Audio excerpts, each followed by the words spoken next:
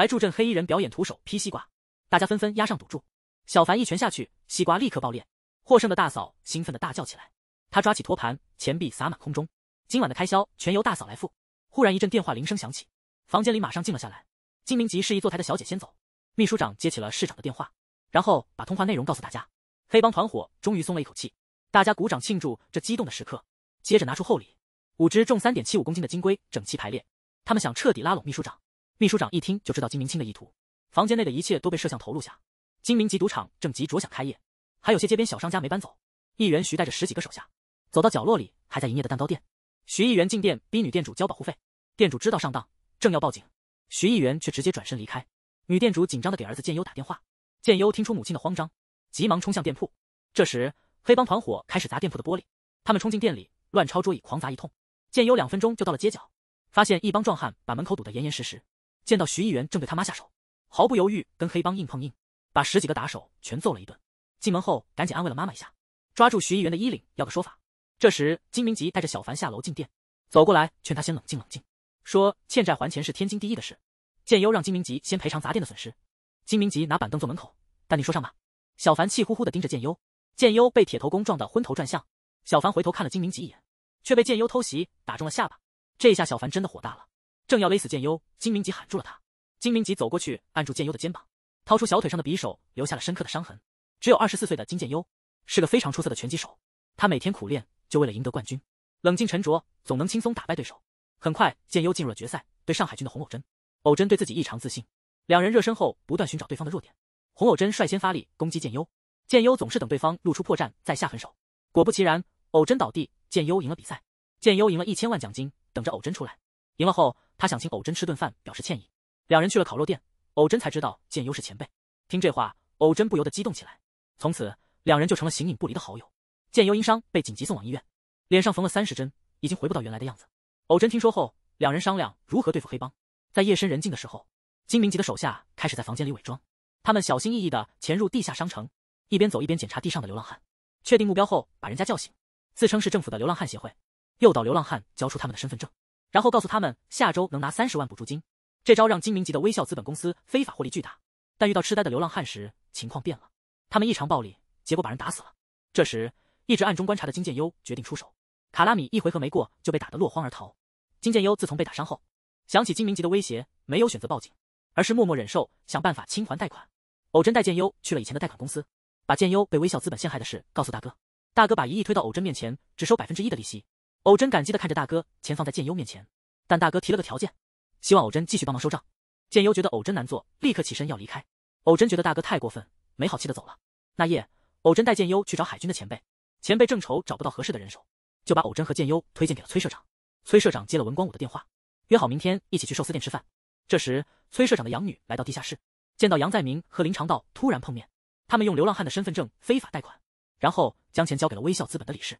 崔社长一看根本不认识这人，随后向贤珠说自己找了个帮手。崔社长为了保护贤珠费尽心机。第二天，建优和偶真到了寿司店，大厨挡住偶真，只让建优进去。崔社长看到老实的建优很是欣赏，原来崔社长以前也放过高利贷，连微笑资本的金明吉都是他带出来的。如今行动不便的崔社长想要回馈社会，他帮助需要的人不收1分钱利息，除了管家只有贤珠在帮忙跑腿。崔社长希望找人确保贤珠的安全，建优觉得崔社长是好人，就答应了。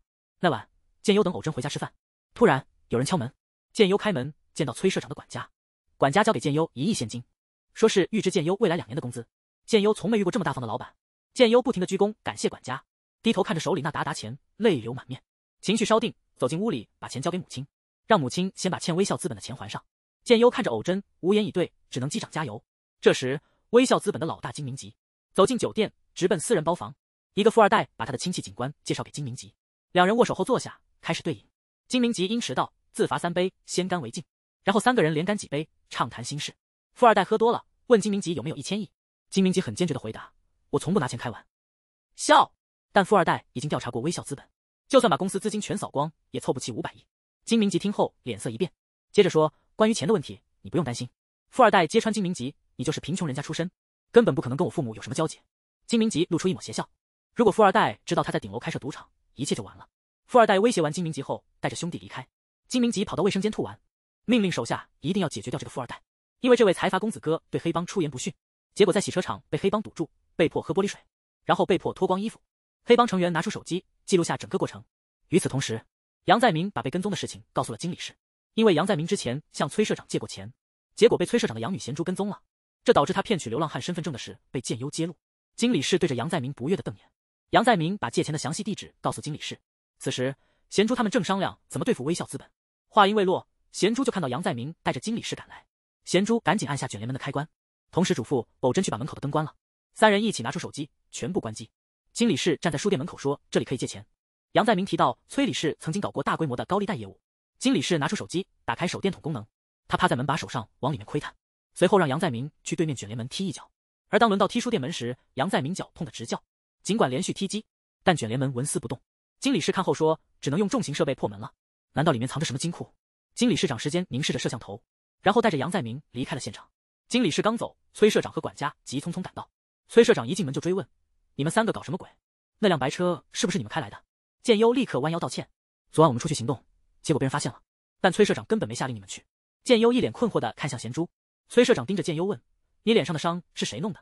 建优老实回答：“是微笑资本的代表。”崔社长追问名字，但建优并不清楚，他只记得那人左脸有条长长的刀疤。崔社长和管家听了都大吃一惊，让三人赶紧回家去。喘了口粗气，瘫坐在桌子旁，急忙让管家去打听微笑资本的那个代表是不是金明吉。原来金明吉以前是崔社长的手下，突然有一天，崔社长决定撤手，并承诺给手下发退职金和1年工资。文光武依依不舍地看着崔社长，那些未收回的资金怎么处理？崔社长心意已定，我自己会处理。反观金明吉，眼神凶悍地盯着崔社长的保险柜。时间来到深夜2点，霍社长在家接到安保的电话，保安报告说楼内有动静，可能是入室抢劫。崔社长问有几个人，保安说只看到2个人的脚印，来的正是金明吉的手下小凡和开锁师傅。保险柜经过特殊改造，开锁师傅不断尝试，打开保险柜，里面是大量现金。小凡赶紧蹲下身，把钱塞进兜里。不一会，崔社长赶到了楼下，拿起安保的棍子，坐上电梯。几十秒后，崔社长推开办公室门，小凡一见有人，立刻站起来对峙。身材魁梧的小凡不是崔社长的对手，崔社长用棍子连续击打小凡的头部。看状况不妙，开锁师傅迅速逃离现场。崔社长迅速抄起棍子，猛地一挥，卡拉应声倒地。崔社长紧跟着上前，紧逼卡拉。到底是谁指使你们的？这时，办公室的门再次被推开，崔社长被小凡一把扔出窗外，重重落地。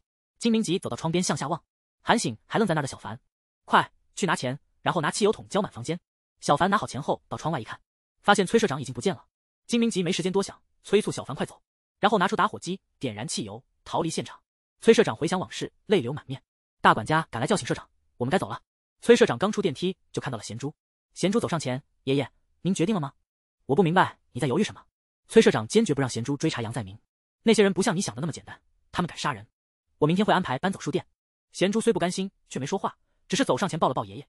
金明吉此刻正为赌场制定计划，只要大楼完工，赌场就设在顶楼，目标是年销售额达1000亿韩元，还打算每周在大楼租间套房，在客人赌博时偷偷录像，等赌场赚够了钱，就将酒店内的非法赌博证据交给警方，到时酒店的价值会大跌。微笑资本计划吞并整个酒店。金明吉带着小凡驾着跑车夜访码头，打开集装箱，露出一个巨大的保险柜，输入密码，金条整齐排列在内。金明吉将带来的2块金砖放入保险柜，满意的看着13排闪闪发光的黄金，随后叫小凡进来看。1块金砖价值5亿，若有事我们马上带所有钱逃往越南。越南那边的事我已经安排妥当，这些钱绰绰有余，让我们过上王者生活。与此同时，贤珠没有听从爷爷的劝告，他找到了杨在明的常去地点。敏感的杨在明在楼上发现了贤珠，随即打电话给经理室调派人手。不久，杨在明和手下3人上了面包车，他们再次停在地下商城的入口。建优和偶真迅速跟上，却见杨在明站在地下高声喊叫。街上3辆面包车急速驶来。贤珠一躺下，察觉到情况不对，黑帮分子手持铁棒堵截下来。贤珠急忙给爷爷打电话求助。建优和偶真背水一战，摆开架势。他们刚从几十名打手中脱身。这时，建优家的门锁被撬开，他母亲以为是儿子回来了，坐起来一看，几个壮汉冲了进来，用毛巾狠狠地捂住他的嘴。下一秒，他就在床上失去了意识。杨在明的人把他扛下了楼。黄阳中及时赶到，正当他们准备上车，走近一步，一拳就把卡拉打倒。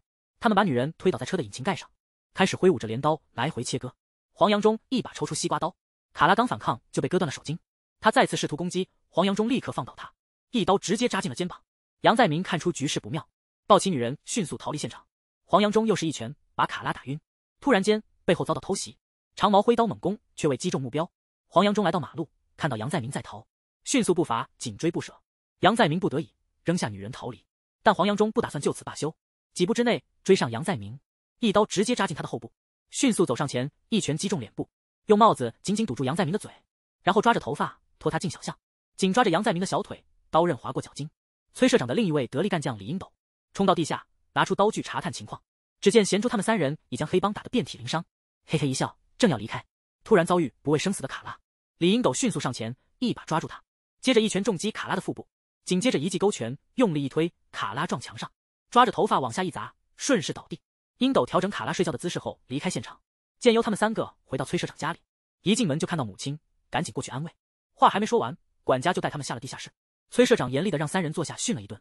幸亏贤珠在冲向地下商场前已经给崔社长打过电话，要是建优的母亲真被带走，后果不堪设想。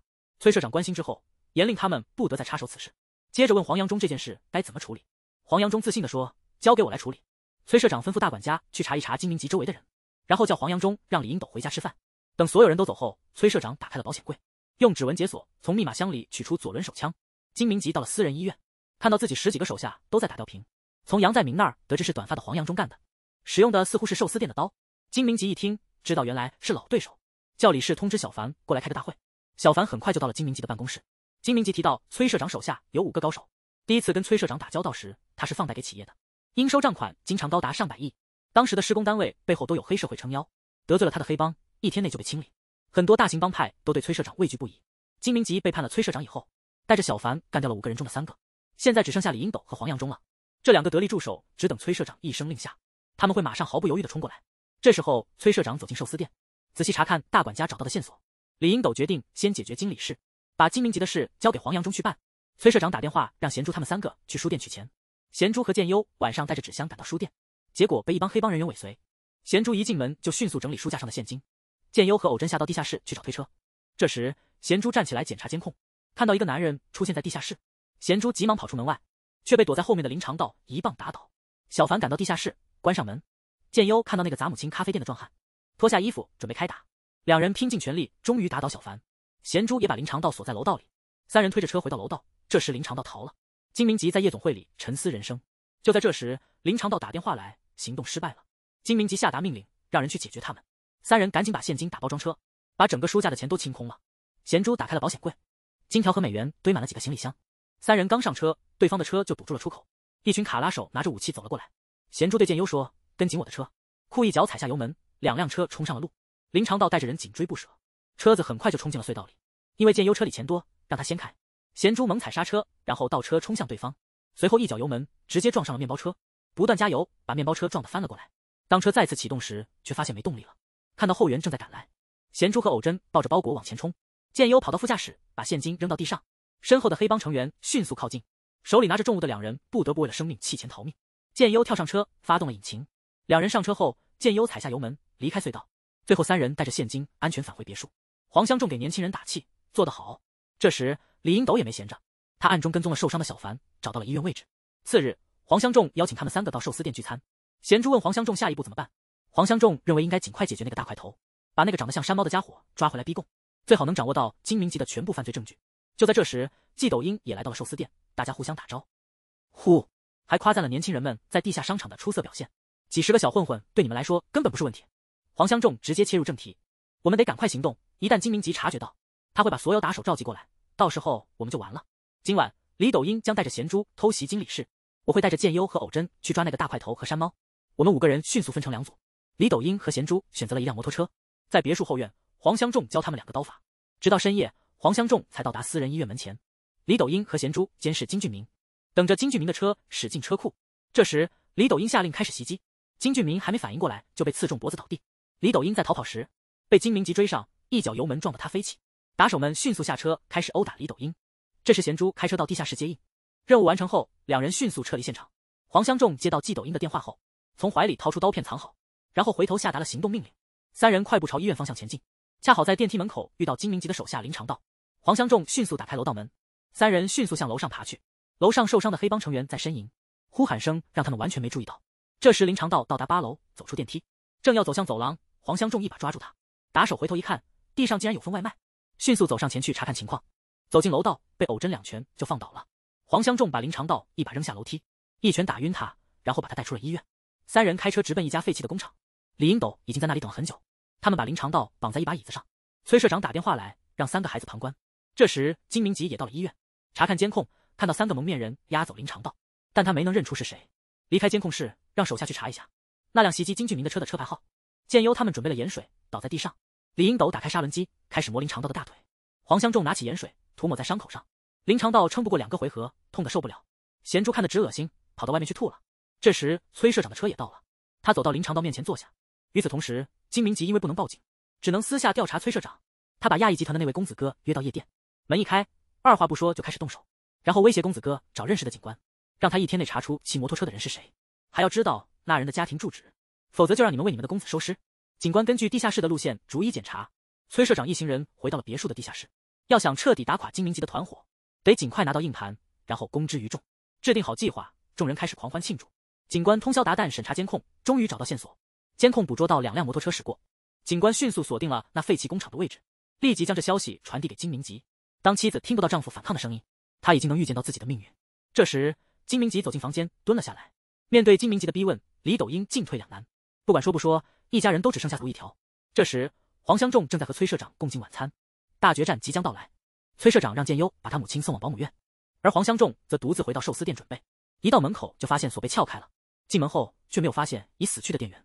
换好衣服出来，却见到金明吉全副武装杀来，其余的手下正在开车前往郊区的崔社长别墅。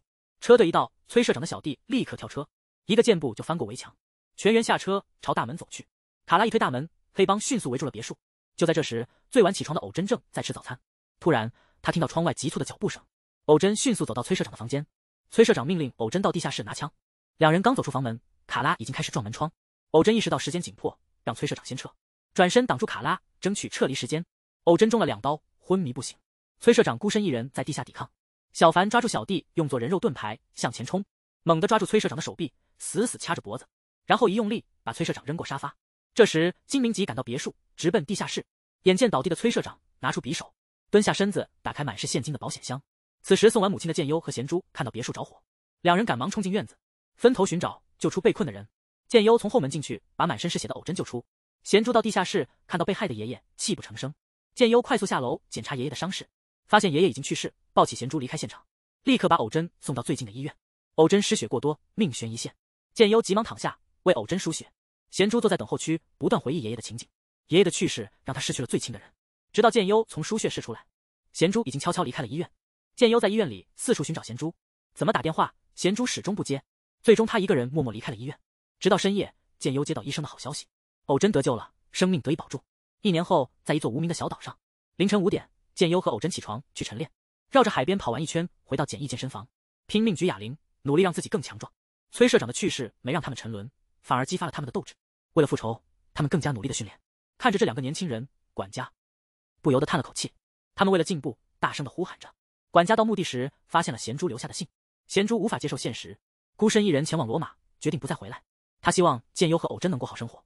管家明白自己无法阻止建优，于是送给他们1辆车，还从后备箱里拿出社长留下的一些储备金。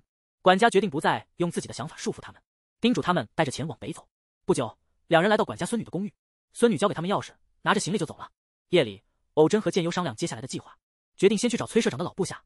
到了文社长的办公室，发现已经被洗劫一空。原来几天前这里遭到黑社会砸场要债，前辈本来是约了一个美女谈合作的，美女希望他帮忙追回100亿的债权，如果成功，愿意给50亿作为酬金。但前辈其实并不想就这么简单结了，想要先建立双方的信任。美女不是省油的灯，起身准备离开，前辈急忙签下了自己的名字，但他不知道这其实是个陷阱，轻松的把前辈从位子上拉下来。建优揭露微笑资本其实是金明吉的玩意儿，还告诉他崔社长和黄淑英斗书都没了。前辈听后半信半疑，不太相信他们，转身时情不自禁的流下了泪水。深夜里，建优在路上截住了杨在明，杨在明正想逃跑，却看到了身后的偶真。卡拉米一冲上去就被轻松摆平，他们把杨在明绑起来，迫使他说出硬盘的来路，只要有利益，杨在明什么秘密都肯吐。他把金明吉的恶行全部说了出来。此时公子哥来到楼盘，想见一面金明吉。金明吉二话不说，先来了个重拳，让公子哥赶紧准备楼盘转让的文件，然后对公子哥连续爆发怒火。小凡一把公子哥抓起，吊在半空。金明吉最后警告，不转让大楼就从这儿跳下去。公子哥刚上车，就看到建优发来的短信，立刻找来警官兄弟们一起商量对策。警官建议先见个面，试探一下对方的意图。4人最后决定在酒吧见面。公子哥拿起酒瓶，我们一边喝一边聊。偶真因为之前被砍，不能喝酒，随手掀起衣服，3道疤痕清晰可见。警官让偶真别动，转而问剑优能不能喝酒。剑优坦白自己从不沾酒，两人对视一眼，决定今晚就要喝上一点。偶真看到这情况，也拿起杯子，剑优赶紧阻止。三人推杯换盏，开始畅饮起来，什么都不吃，什么都不说，一杯接一杯的喝。三人开始感觉到了疯狂地灌酒，没多久，他们就干掉了6瓶洋酒。公子哥开始哭诉，向剑优倾吐心事，还让自己的警官哥哥照看他们俩。第二天天一亮，公子哥才起床，走到客厅，叫醒了沙发上的大哥。进厨房，看到剑优和偶真在那儿，一脸迷茫地问：“你们这是在干嘛？”因为酒吧喝得不过瘾，又回家继续喝。昨晚公子哥同意了他们的提议，并在周五和金明吉交易协议书时采取行动。那天晚上，剑优和偶真来到公子哥集团，一进办公室急忙打了招呼。警官也带来了2个帮手，女警是网络犯罪调查科的科长。此次行动，所有人都保证保密。女警提出了2种破解金明吉保险箱的方法：一是利用无线网络黑进金明吉的手机，交易前在会议室安装小型干扰器，这样金明吉只能连上无线网，一旦连上无线，就能侵入他的手机。金明吉的保险箱程序已经被调查清楚。还有一种方法是让金明吉开启直接通道，进大楼时扫描个人2维码，只要扫描就能直接侵入。公子哥只需让金明吉长时间使用无线就行，我则在暗处侵入对方云端提取资料。众人觉得这方法不错，但公子哥还是担心被金明吉发现。如果连上手机就能开锁，那不如直接抢过来得了。警官制定了计划，大家开始准备。会议室空荡荡的，装设备去了。1夜之后，金明吉来到大楼，刚进门先测体温，扫2维码，搞定这些，女警开始操作电脑，但是发现文件和相册里空空如也，大家一下子慌了神。警官还以为被察觉了。这时候金明吉已经进会议室了，和公子哥握手，随后拍了拍肩膀。冒充安保的警官盯着摄像头，发现扫码用的手机和会议室的不一样，只好启动备用计划，让他连上无线网。公子哥见到金明吉明显紧张，待了一会就冲出会议室问情况。谈判快结束了，大家急忙想办法，在签约前要拿回那个不雅视频。无奈的公子哥只好回到会议室，让律师们都先出去。金明吉站起来，似乎要动手，看了一眼房间里的摄像头，公子哥直接说让他先删视频。关键时刻，金明吉没多想，掏出手机准备删除视频。公子哥坚持要亲自删除，以防后患。金明吉知道对方的势力不小，把手机交给了公子哥。公子哥马上连上了无线网络，女警赶忙操作查看保险箱程序，然后立刻进行解锁。大约1分钟，女警破解了密码，询问长官是否要立刻销毁。得到肯定回复后，他按下了销毁按钮。金明吉的保险箱被侵入，开始自毁程序，内部灯光突变红色，大量水银泼向硬盘。下一秒，火光四射，硬盘被彻底摧毁。公子哥感激2位，然后看着剑优的脸上刀疤，开玩笑说：“不如我先花钱帮你整整容吧。”剑优拒绝了，因为这个疤痕给了他对抗黑暗的勇气。他已经完全接受了这一切。两人一起下到地下室，聊起社长说的金条。如果警方抓不到金明吉，他肯定会带着金条逃出韩国，拿着协议书的金明吉和手下回到大别墅，享受这美好的一天。刚进门，金明吉就闻到了烧焦味，脸色一变，他冲进走廊，打开暗门，看到内部硬盘被毁，气急败坏的骂公子哥。大嫂让众人先撤，安抚局势。金明吉打开抽屉，掏出手机，拨通警局里的内线，自己要一个手机过来，请求帮忙定位一个老人。重案调查组的内线立刻行动。不一会，金明吉接到了电话，找到了崔社长管家的位置。金明吉意识到那个未死的家伙和公子哥联手了。大嫂问金明吉硬盘里的东西真的全没了吗？金明吉早就有备份计划，虽然硬盘只有1个，但他的笔记本里还有份备份。金明吉和大姐一起商量应对策略。剑优和偶真正打算查金库的位置。小凡发了张照片给剑优，照片里大管家被金明吉抓住了。小女孩看到爷爷倒地，气得不行，她接到电话直接就接了。1小时内得到仁川花园购物中心。女孩气冲冲的回答：“等着，我这就过去干掉你。”然后急匆匆上楼去准备武器，把改装过的复合弓拿出来。偶真觉得这行动太危险，叫文社长一起去。女孩快速下楼，急匆匆地说：“没时间了。”两人劝女孩留下，只见她拿起弓箭射中了靶心。3人急忙赶到地下室，偶真给文社长打电话。文社长一听，立刻用氯漆覆盖石膏化。3人到达目的地，偶真刚把车停好，文社长脸上全是漆，让偶真摇下车窗，然后严肃地指挥起整个战斗。偶真帮忙解释说他是个弓箭手。4人按照文社长的分工行动。剑优和偶真冲进正门，文社长带着女孩从地下偷偷进入。剑优已经不是过去的那个剑优了。没过多久，卡拉米全部被干掉。剑优直面小凡，硬碰硬，小凡进入了剑优的攻击范围。剑优用力一拳，哈尔滨式直拳把小凡打倒。偶真看到情况，立刻冲向2楼帮文社长。自己被刺了3刀的打手得找点说法。打手发现偶真的拳风进步不少，正要掏刀，却被偶真讥讽一番。男人要面子，打手把刀收回鞘里，然后面对偶真的猛烈攻势，打手被打得直接昏过去了。剑优也轻松地将小凡击败。战斗结束后，文社长逼问打手管家的位置，拿起女孩的弓箭狠狠地刺向对方大腿。打手咬牙忍住了剧痛。剑优和偶真赶紧遮住女孩的耳朵和眼睛。文社长瞄准打手要害，准备一击，正要动手，男人立刻就投降了。得知位置后，将2人扔进后备箱。因为文社长受伤，把小凡交给他处理。建优和偶真开车去管家被关的地方。到的时候，金明吉已经转移了。这时候，警官也到了现场。建优将打手交给了警方，开车去找文社长会合。文社长连续狙击小凡，逼问小凡金明吉逃往哪里。小凡宁死不背叛大哥，咬舌自尽。建优赶紧冲进来拨打报警电话。小凡被扔在公交站，被警方带走。线索中断后，建优和偶真回到公寓。这时，金明吉打来电话，他威胁说：“你们不想活了吗？”并告知管家的位置。晚上9点，三人抵达养殖场附近。建优和偶真带着全套进入工厂。村里的乡民手持锋利的钢刀。经理是一声令下，杀了他们。村民们慢慢靠近，形势紧张。金明吉拉住管家，下令停止战斗。这时，女孩瞄准金明吉，射中他的手臂。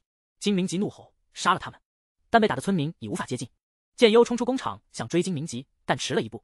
三人最终成功救出了管家。这时，警察赶到现场，将已经被捆好的村民逮捕。各地警方开始联合搜查行动。大嫂在家中被警察逮捕归案。重案组同时抓捕了金明吉的内线。金明吉在养殖场至少涉及数十起命案。金明吉躲起来处理自己的伤口。听说大嫂被捕，愤怒地砸碎酒瓶。躲藏多日的林长道给建优打电话。林长道收到一笔钱，准备揭露金明吉，索要10亿作为帮助他们找到金明吉的报酬。但对建优来说，10亿简直是天文数字，留给崔社长的储备金也只有3亿。建优和偶真只好去找公子哥试试运气。公子哥怀疑林长道只是为了骗钱。建优向公子哥保证，如果上当，他会慢慢还钱。公子哥转头笑了笑，同意了他的请求。第二天，林长道收到了10亿款项。经理室将金条装入货车，运往货轮。深夜，林长道抵达码头，接收到情报，向建优详述金明吉的逃跑时间和货柜号。次夜，建优和偶真在码头会见联络人，三人迅速跑向货轮并登船。到达船舱后，建优和偶真各自搜索货柜。建优穿行数条道路，最终发现金明吉。建优大喝一声，金明吉急忙藏入集装箱。偶真迅速进入船舱内部，发现经理室并向他开火。电击之后，经理室立刻倒地。偶真刚将经理室手铐住。此时，暴躁的小凡冲入船舱，偶真迅速击败小凡。这时，金明吉抽出战刀，扔掉刀套。建优听到动静，赶回来查看情况。金明吉从鞋底抽出利刃，向建优刺来。建优及时抓住金明吉的手腕，连续猛打金明吉的头部。金明吉很快支撑不住，倒地不起。偶真走到甲板，看着建优，两人报仇成功，却无丝毫喜悦，鼓足勇气继续搜寻黄金。天亮时，两人找到并打开货柜，走进去翻检车内的水果箱。不久后，发现大量金砖整齐排列。建优立即拿起电话联系财阀公子哥。公子哥乘船前往海中央的货轮。不久，两人携金砖与公子哥会合。公子哥指着金砖询问如何处理。建优表达希望遵循崔社长的意愿，使用这些资金帮助那些贫困且病重的人。